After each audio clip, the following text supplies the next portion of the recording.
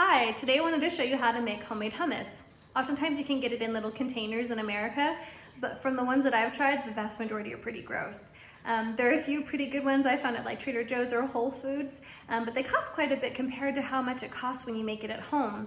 When we lived in China, I couldn't find hummus anywhere and I really wanted some, so it encouraged me to perfect my hummus making skills. I'm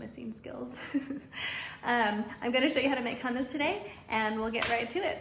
Right, as I said when I was making my pinto beans, I like to make beans in bulk, and then I just kind of box them up into these reusable containers and stick them into my freezer. I drain off the liquid so that they defrost a lot faster. Right now I'm just adding some hot water to these chickpeas that we're going to use for our hummus, and you can see it already starts to kind of fall apart right away.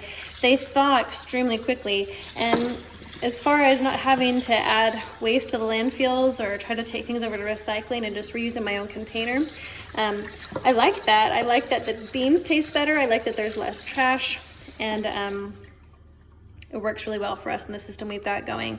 So we're gonna just give this a few minutes to thaw, and then we're going to go and take it over to our food processor. All right, after 2 minutes, my chickpeas are pretty well thawed, and I just dump them into my food processor here. And next I'm going to add about a 4-fingered pinch of salt here, so about a teaspoon. And I'm going to add, let's see, about 1 clove of garlic, unless the clove is pretty small, then I'm gonna add 2. And then I add about 1 tablespoon of cumin.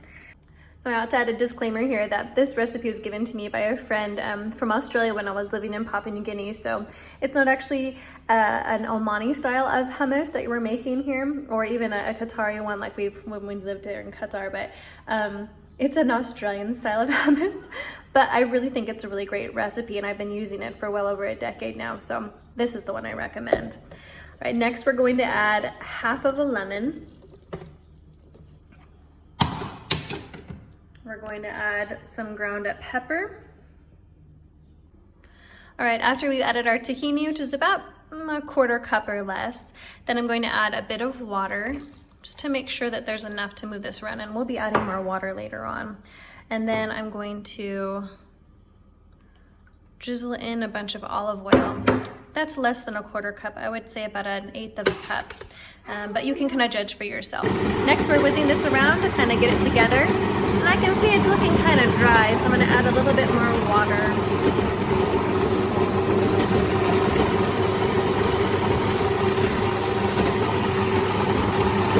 Now it's moving around a lot better, and we'll kind of check our consistency.